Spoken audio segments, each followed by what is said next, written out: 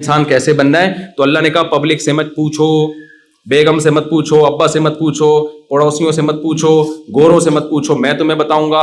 اچھا انسان بننے کے لیے سب سے پہلی چیز ہے ایک اللہ پر ایمان۔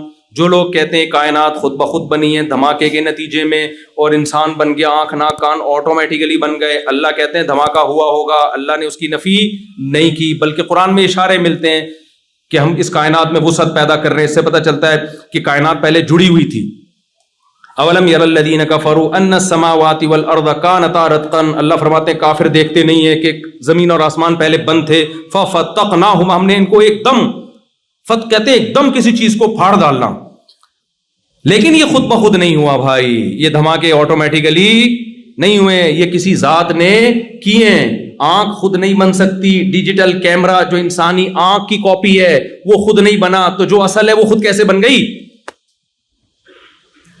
تو پہلی بات آپ نے یہ اقرار کرنا ہے کہ یہ کائنات خود بخود نہیں بنی، کسی نے اس کو بنایا، کیونکہ بنانے والے کا انکار بہت بڑا جرم ہے، بہت بڑا جرم ہے۔ آپ اپنی جان چھڑا رہے ہو اللہ کے حکام سے۔ جب آپ نے کہہ دیا خود بخود بنی ہے، پھر حلال حرام کا کوئی کانسیپٹ رہے گا؟ پھر اللہ کیا چاہتا ہے، کن چیزوں سے خوش ہوتا ہے، کن چیزوں سے ناراض ہوتا ہے؟ آپ کہیں اللہ ہے ہی نہیں، یہ تو بہت بڑا جرم ہے۔ اللہ کہتا ہے بھائی میں نے بنایا ہے۔ دوسری بات، اللہ کیا کہتا ہے؟ اچھا انسان بننے کے لیے عقیدہ توحید، اللہ کہتا ہے میں ہوں تو جو حق میرا ہے وہ مخلوق کو نہیں دینا، کسی پیغمبر کو بھی نہیں دینا وہ حق۔ وہ میرا حق کیا ہے؟ پکار کے لائق، عبادت کے لائق صرف میں ہوں، صرف یا اللہ مدد چلے گا، یا اللہ مدد کے علاوہ کوئی اور نعرہ اللہ قبول، جملہ کمپلیٹ کر دیا کرے کائنڈلی، یا ورنہ کسی ایئر ہوسٹس سے بیان کرواؤں گا، وہ اتنے کائنڈلی لگائے گی نا کہ سب مسلمان ہو جائیں گے۔ ہمارے وہ کائنڈلی میں وہ دم نہیں ہے نا، ہمیں اتنی تنخواہ نہیں مل رہی۔ اگر مجھے کوئی کہے مفتی صاحب بہت تمیز سے بیان کریں 1 کروڑ روپے ملیں گے، پھر دیکھو ذرا میری آواز بلند نہیں ہوگی۔ تو عقیدہ توحید پہ کمپرومائز نہیں کرو۔ اللہ کے بعد سب سے بڑا مقام پیغمبر کا ہے، مگر آپ مشکل کشا حاجت روا نہیں۔ کوئی قبر انسان کو نہیں کھلا سکتی، کوئی بزرگ انسان کو نہیں کھلا سکتے۔ تو دیکھو میرے پاس ایک فالج زدہ انسان کا فون آیا کہ میں علاج کراتے کراتے پریشان ہو گیا ہوں، علاج نہیں ہو رہا، مجھے کسی نے بتایا فلاں مزار پہ جانا ہے، وہاں بابا ہیں، وہ وہاں جاؤ گے تو ٹھیک ہو جاؤ گے۔ میں نے کہا میرے بھائی آپ کا آدھا دھڑ کام نہیں کر رہا، آپ ایک ایسے بابے کے پاس جا رہے ہو جن کے دونوں دھڑ کام نہیں کر رہے، تبھی تو وہ قبر میں ہیں۔ ذرا سی انگلی بھی ہل رہی ہوتی تو لوگ ان کو دفن کرتے۔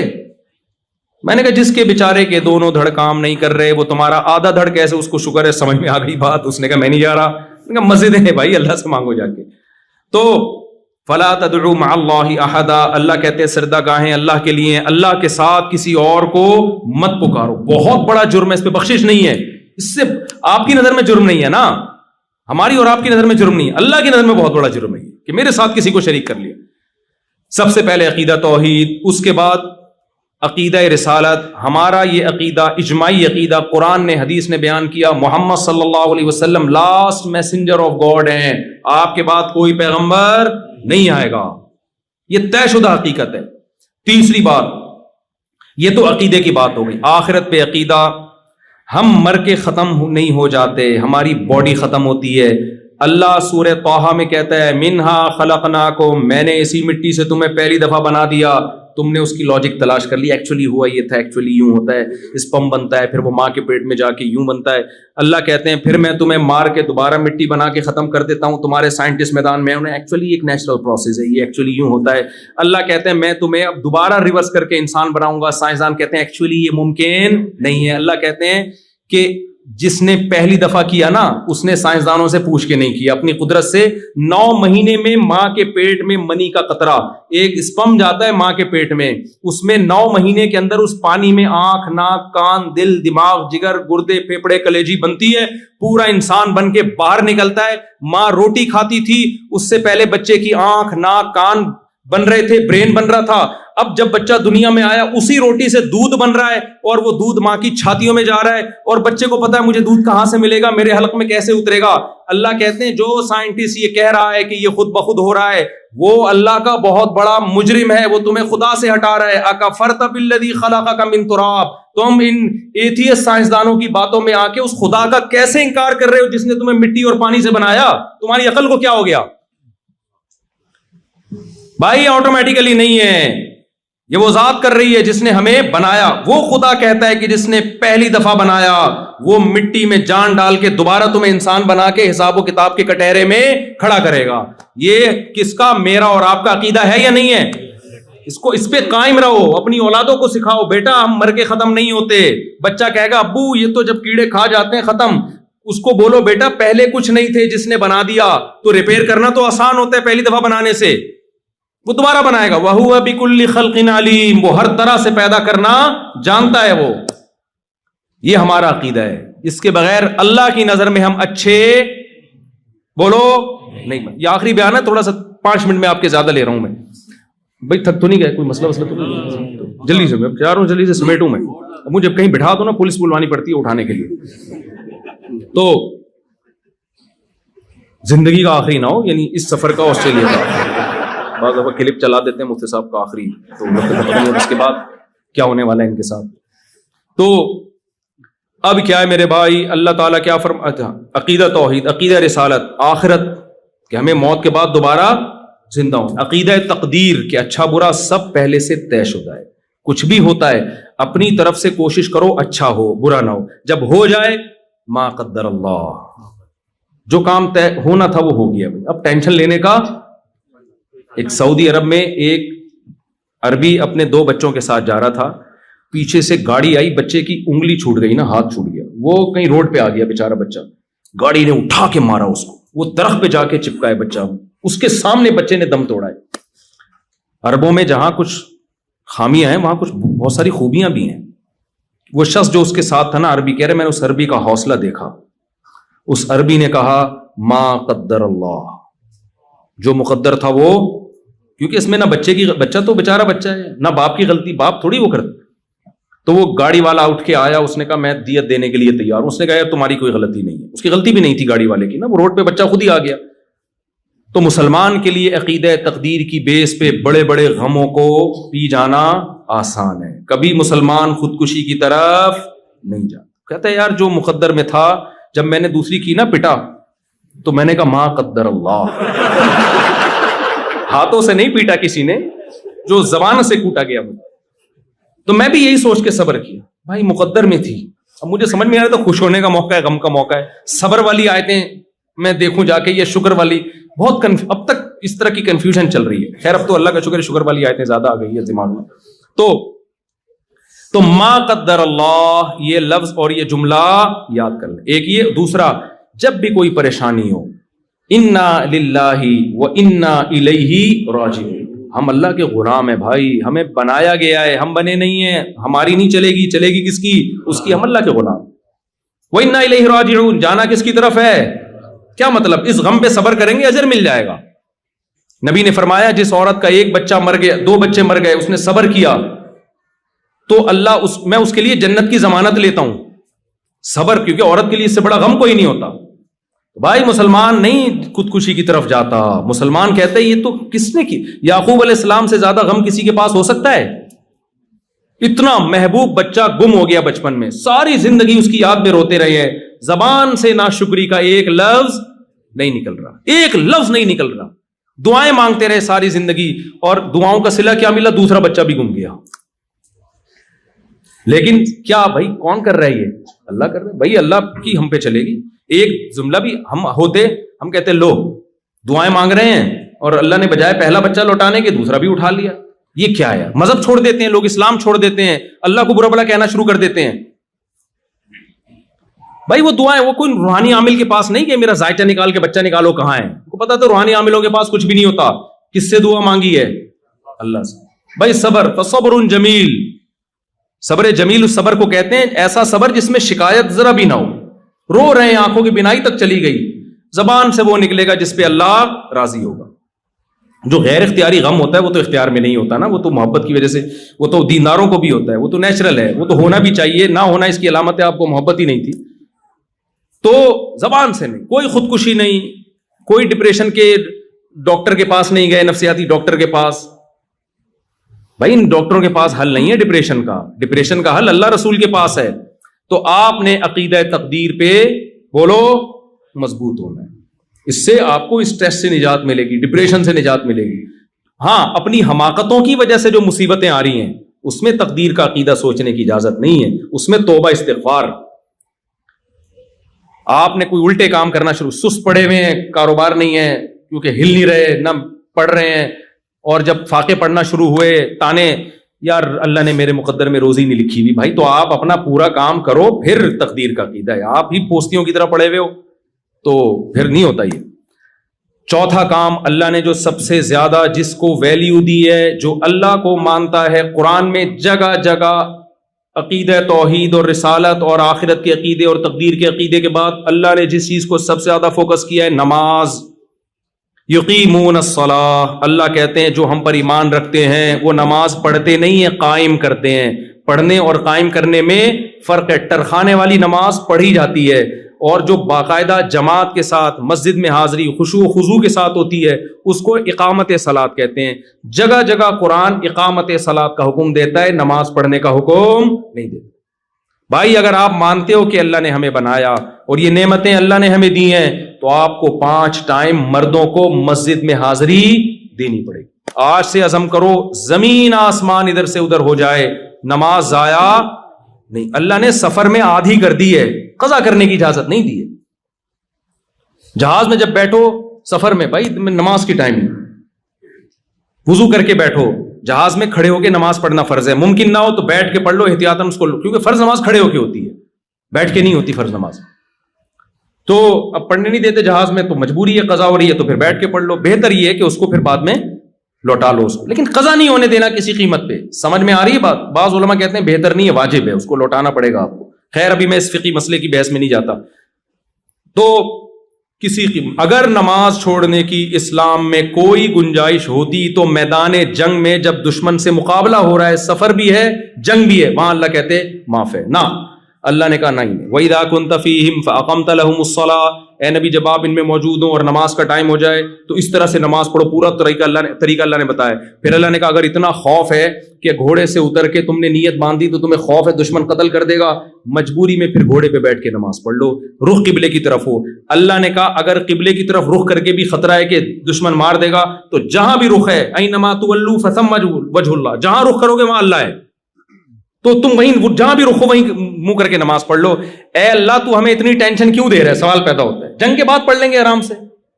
اللہ نے اگلی آیت میں فرمایا ان الصلاۃ کانت علی المؤمنین کتابا موقوتا. دیکھو اصل بات یہ, میدان جنگ میں نماز کا حکم اس لیے دے رہے ہیں کہ صرف مسلمانوں پہ صرف نماز فرض نہیں ہے, مقررہ اوقات پہ فرض ہے. ٹائم چلا گیا تو نماز چلی گئی. لوگ آخر میں شام کو آ کے ساری نمازیں پڑھ رہے ہوتے ہیں.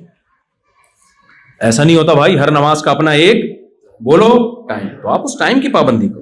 خواتین گھر میں نماز کا اہتمام کریں. جمعے میں الحمدللہ یہاں خواتین آتی ہیں نماز پڑھنے, جمعے میں مسجد میں آئے تاکہ مسجد سے ان کا رشتہ بولو نا مضبوط رہے. یہاں اگر خواتین مسجدوں میں نہیں آئیں تو ان کا رشتہ مسجد سے ٹوٹ جائے گا.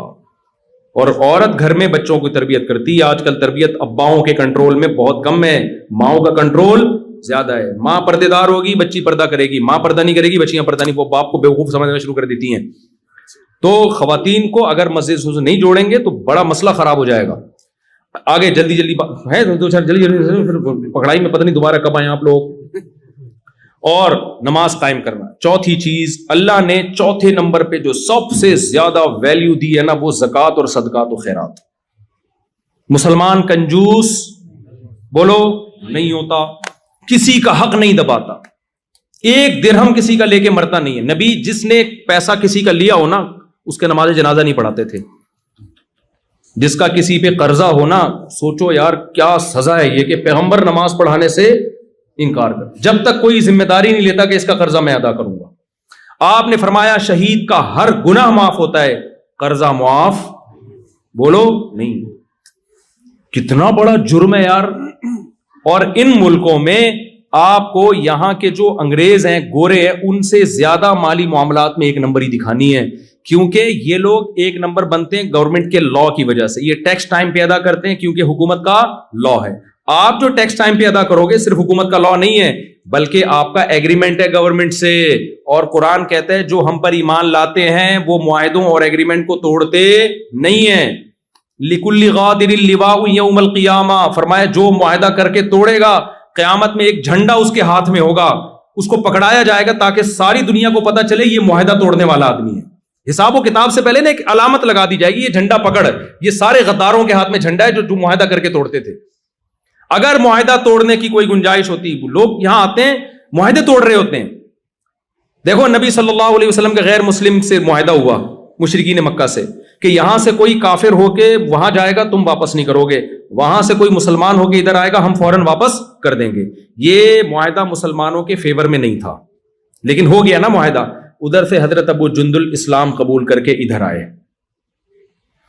ہاتھوں میں بیڑیاں ہیں کیونکہ ان پہ ظلم ہو رہا تھا, بھاگ کے آئے تھے, فرار ہو کے آئے.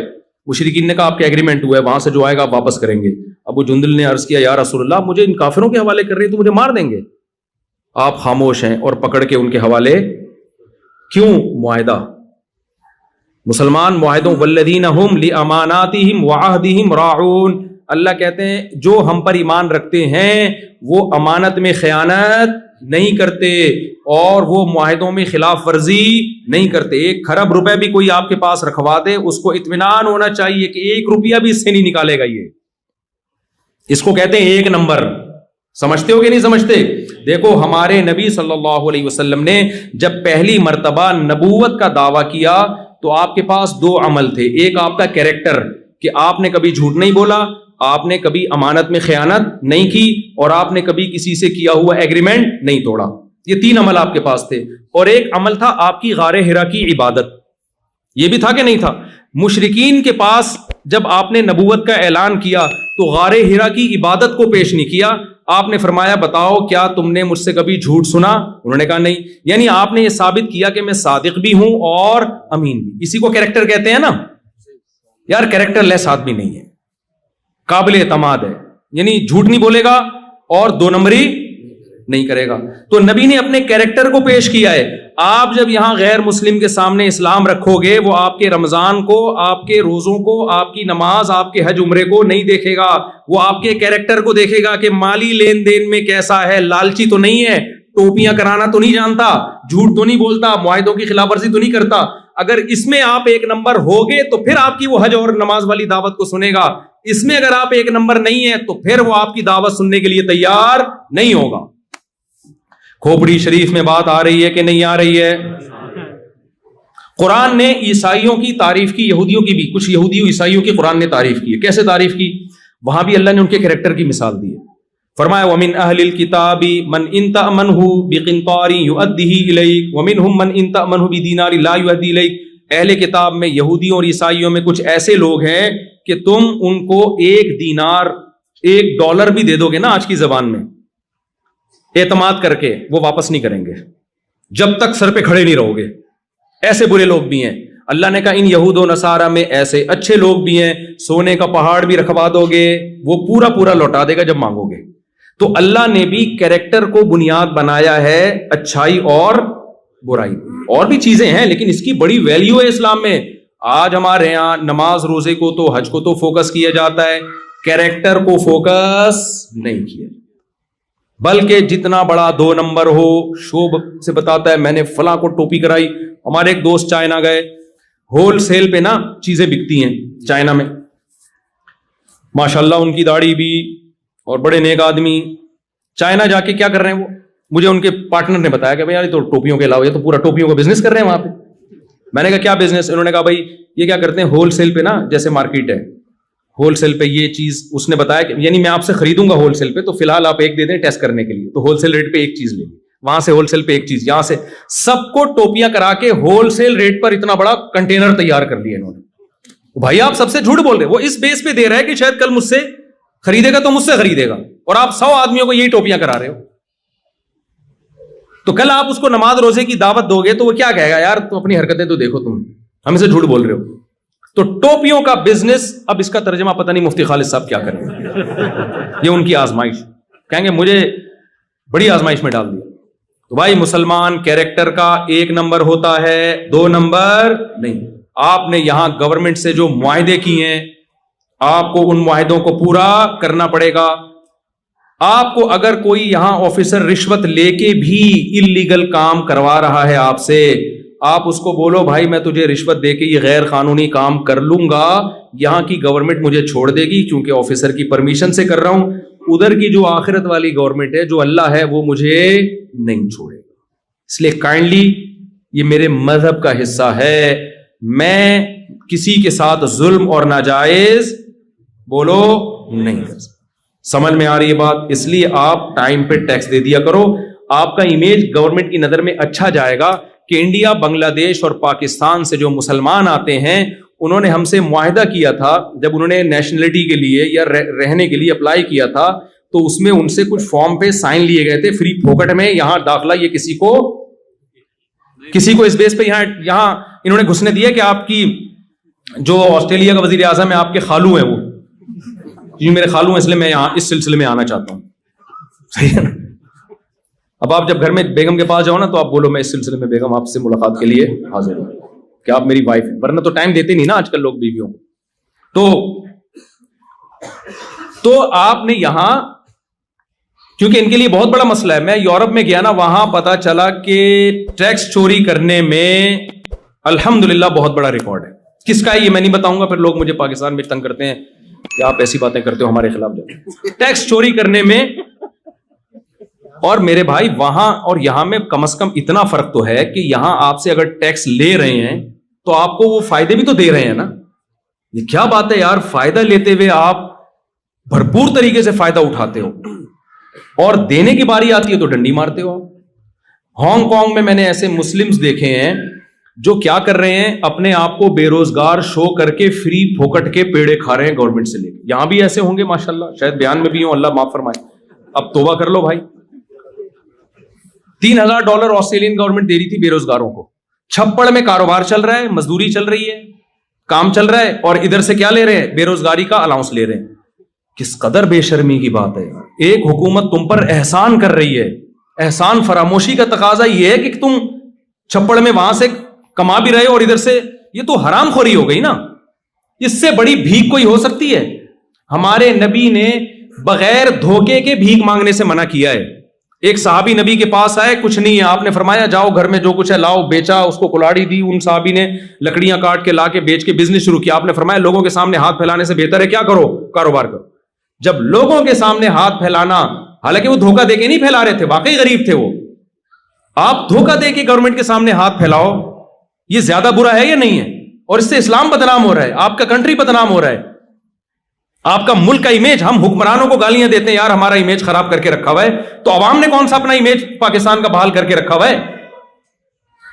حکمرانوں نے اگر ہمارا امیج دنیا میں خراب کیا ہے تو عوام نے بھی اپنی حرکتوں سے خراب کیا ہے. یہ لوگ آپ کی نماز روزے کو نہیں دیکھیں گے, یہ آپ کے حج اور رمضان کی تراویح کو نہیں دیکھیں گے, یہ دیکھیں گے یہ لوگ ٹیکس ٹائم پہ جمع کراتے ہیں کہ نہیں کراتے, لا کو فالو کرتے ہیں کہ نہیں کرتے. اگر آپ کا امیج ان کے سامنے یہ چلا گیا کہ یار یہ لوگ ہمارے لیے خطرہ نہیں ہے, ملک کے امن و امان میں اور کرمنل ایکٹیویٹیز میں مبتلا نہیں ہے, تو یہ آپ کو اور زیادہ سہولتیں دیں گے. اور اگر آپ نے ان کے اگینسٹ چلنا شروع کر دیا, جائز کاموں میں بھی ان کی مخالفت کرنا شروع کر دی, تو بھائی صرف آپ بدنام نہیں ہوگے, آپ لوگوں کو اللہ کے راستے اور اسلام سے روکنے کا سبب اور ذریعہ بن جاؤ.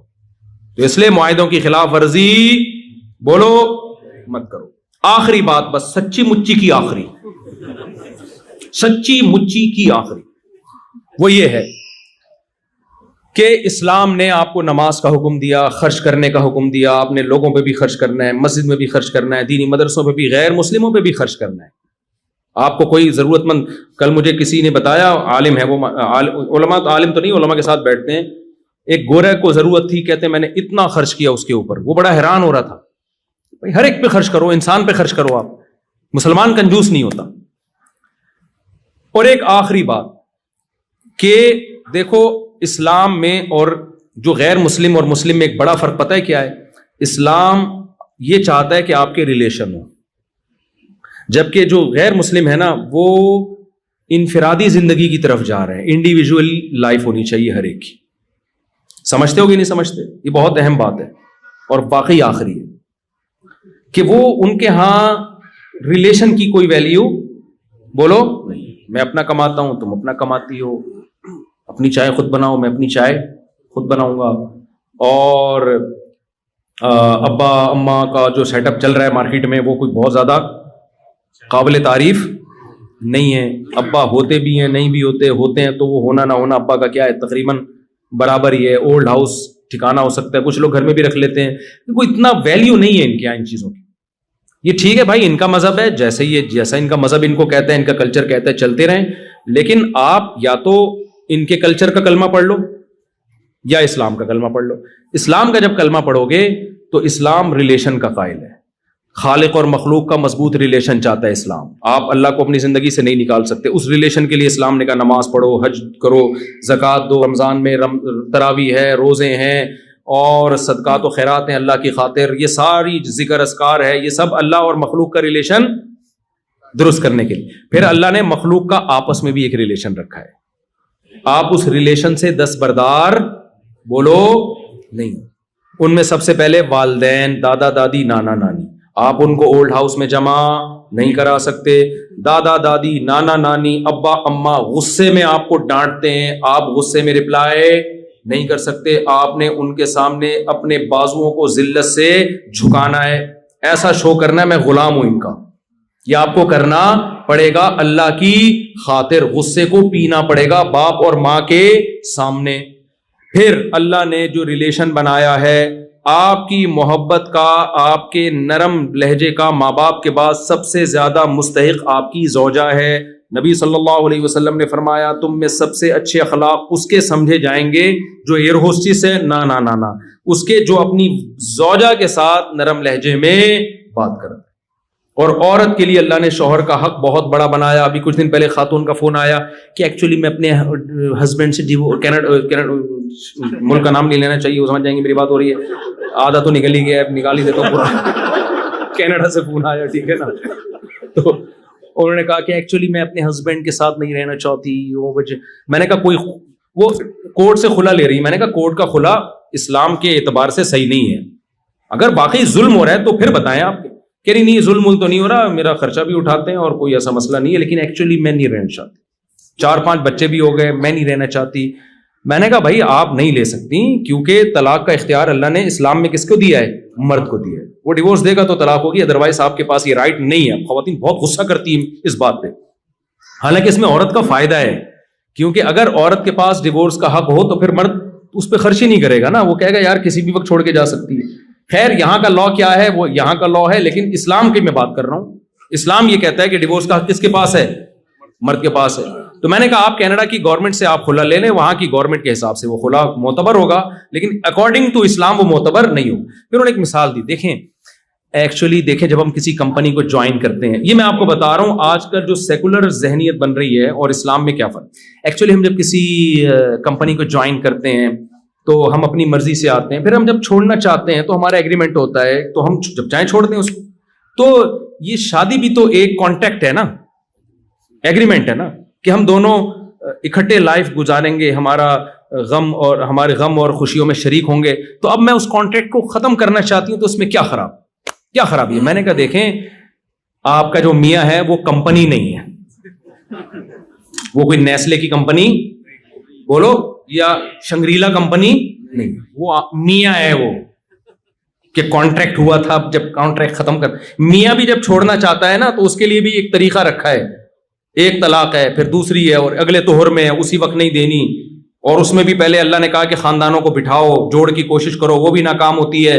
تو پھر جو ہے اور بہت سارے پروسیس اسلام نے بتائے ہیں، محبت سے وغیرہ، بستر الگ کر دو، روٹھ جاؤ. اس کے بعد جا کے پھر رکھا ہے کہ مجبوری ہو تو پھر ایک دفعہ، اور اس میں بھی رجوع کا حق رکھا ہے اگلے مہینے، 3 مہینے سے پہلے ایک پروسیس بیان کیا. اور اس کو بھی اس سارے پروسیس کے بعد بھی ناپسندیدہ کیا ہے کہ اچھا کام نہیں کر رہا ہے. کوئی اپریشیٹ، ماشاء اللہ 6 عورتوں کو طلاقیں دے چکا ہے، اس کو ایوارڈ ملنا چاہیے. کوئی قابل تعریف کام بولو نہیں.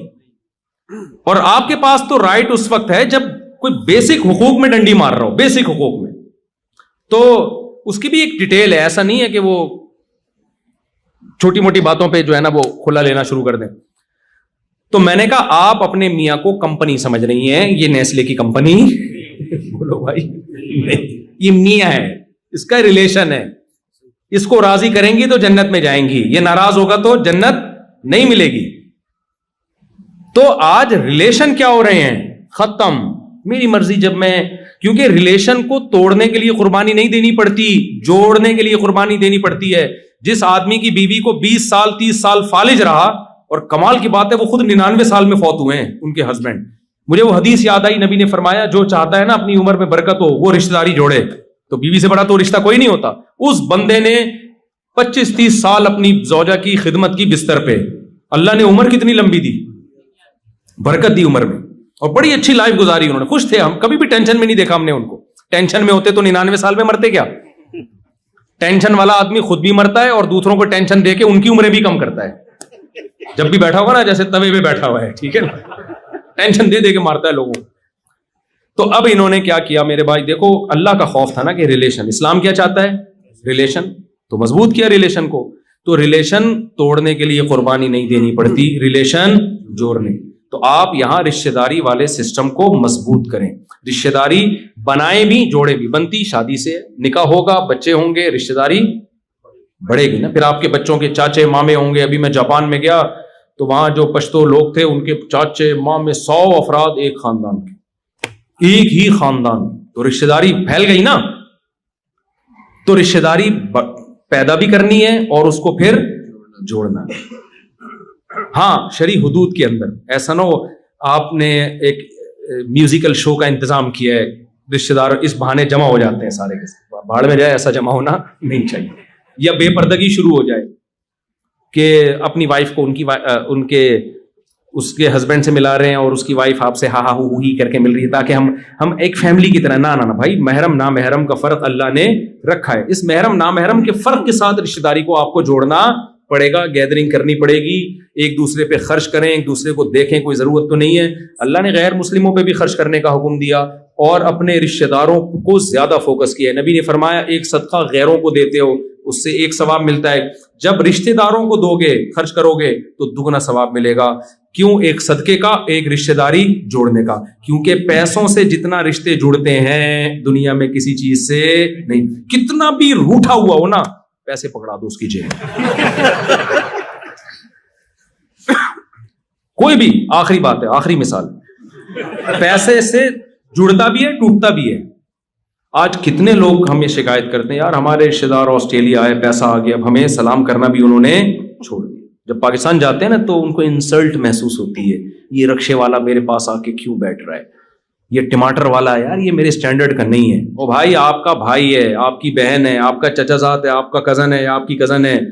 آپ کو تکبر زیب یہ اللہ کی دین ہے, کسی کو زیادہ دیتا ہے کسی کو کم دیتا ہے. آپ نے ان کے ساتھ ذرا بھی اکڑ دکھائی نا, اللہ کی نظر میں فرعون بن جاؤ گے آپ. فرعون کے ساتھ ٹیکنیکل فالٹ کھوپڑی کا ہی تو تھا, پیسہ عزت آئی تو کھوپڑی نے کام کرنا چھوڑ دیا. تو رشتہ دار ماں باپ کیسے ہی گنوار ہوں دیہاتی ہوں, آپ کتنے پڑھے لکھے ہو گئے بھائی, آپ ماں باپ سے آگے نہیں نکل سکتے. اصل انگلش آ جاتی ہے, ابا پنجابی بول رہے ہیں تو ابا ہی نہیں اچھے لگ رہے, یار یہ تو پینڈو ٹائپ کے ہیں, ان کو تو تمیز سے بات نہیں کرنا. او بھائی وہ آپ کا باپ ہے.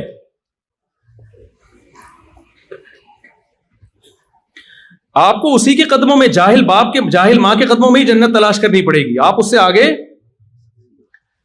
نہیں نکل سکتے. آپ کا بھائی ہے, آپ کی بہن ہے, آپ کے رشتہ دار ہیں. نبی نے فرمایا رشتہ داری توڑنے والا جنت میں نہیں جا سکتا. تو آپ کو ریلیشن کو جوڑنا پڑے گا, پیسوں کے ذریعے بھی, اخلاق کے ذریعے بھی. نبی نے فرمایا رشتہ داری جوڑنے والا وہ نہیں ہے کہ وہ تم سے جڑے تم بھی جڑو, یہ تو سب کر لیتے ہیں. فرمایا جو ٹوٹ رہا ہے اس کو بھی جوڑنے کی کوشش کرو. کس کی خاطر؟ اللہ کی خاطر. اصل میں یہ جو ماں باپ کا تذکرہ آتا ہے نا, تھوڑا سا میں تھوڑا کنٹرول سے باہر ہو جاتا ہوں.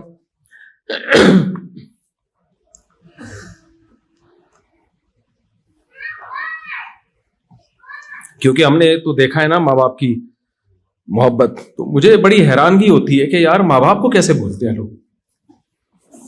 یعنی والدین سے زیادہ تو کوئی تصور, کوئی محبت کی مثال دی نہیں جا سکتی,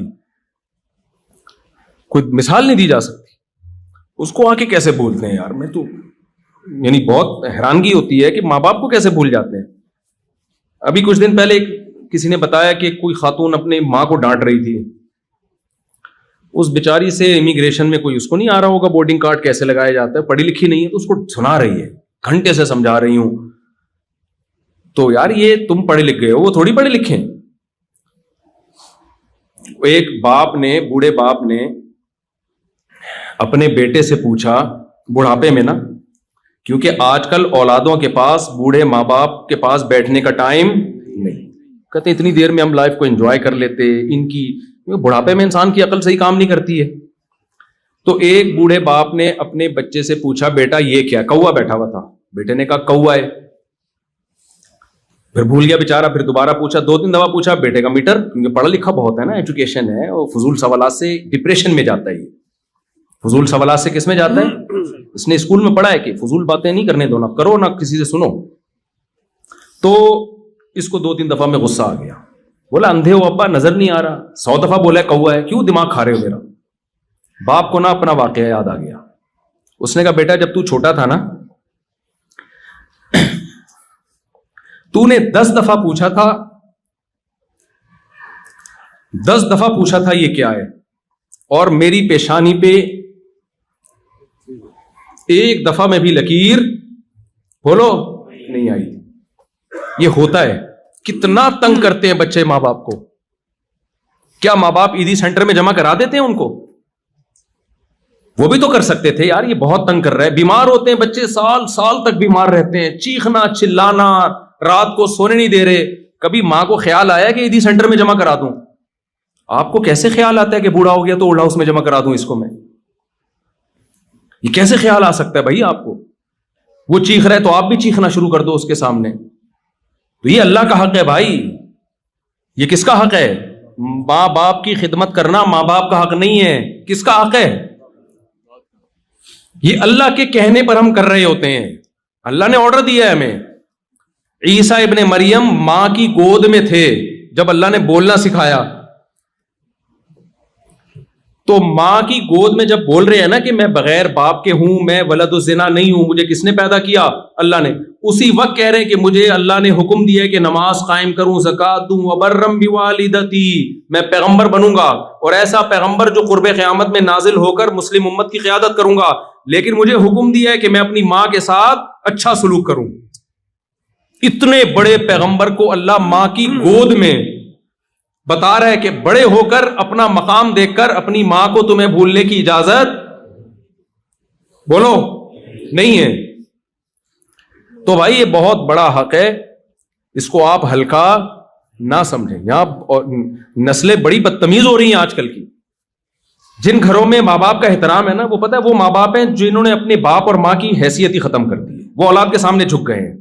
ان گھروں میں ماں باپ کی چلتی ہے, یعنی ماں باپ کے ساتھ اچھا سلوک ہے, کیونکہ باپ اپنے آپ کو باپ سمجھتا ہی نہیں ہے. اس نے کمپرومائز کر لیا, بھائی یہ بیٹا ہے, کسی بھی وقت اس کا میٹر گھوم سکتا ہے. میرے پاس کیس آتے ہیں نا کراچی میں, تو باپ بگڑا, بیٹا بگڑا ہوا ہے تو باپ بیٹے کو لے کر آتا ہے کہ یہ بگڑا ہوا ہے. بیٹا اتنی اونچی آواز سے بات کر رہا ہوتا ہے نا, اور باپ بڑے نرم لہجے میں. باپ کو ڈر ہوتا ہے اگر میں نے تھوڑا اونچی آواز سے بات کی, یہی مفتی صاحب کے سامنے مجھے سنا دے گا. پھر بیٹا بتا رہا تھا میرا باپ یہ ہے, میرا باپ یوں ہے. مجھے لگتا ہے کہ یار تو اپنے اسٹائل سے بتا رہا ہے کہ باپ تو ہے اور اولاد تو نے اس کو بنا کے رکھا ہوا ہے. تو بھائی اللہ کے بعد سب سے بڑا حق کس کا اللہ نے دیا ہے؟ اولڈ ہاؤس میں نہیں جمع کراؤ, ان کی خدمت کرو, ان کے پاؤں میں جنت تلاش کرو. تو اسلام کا حکم نماز ہے, شراب سے بچنا, زنا سے بچنا, روزہ رکھنا, حج کرنا, اللہ سے ریلیشن. اس کے بعد اللہ نے کس سے ریلیشن بتایا ہے؟ مخلوق سے. تو آپ نے ریلیشن بنانے بھی ہیں اور ریلیشن کو آپس میں جوڑنا بھی. جو کچھ کہا سنا, اللہ ہم سب کو اس پر عمل کی توفیق عطا فرمائے.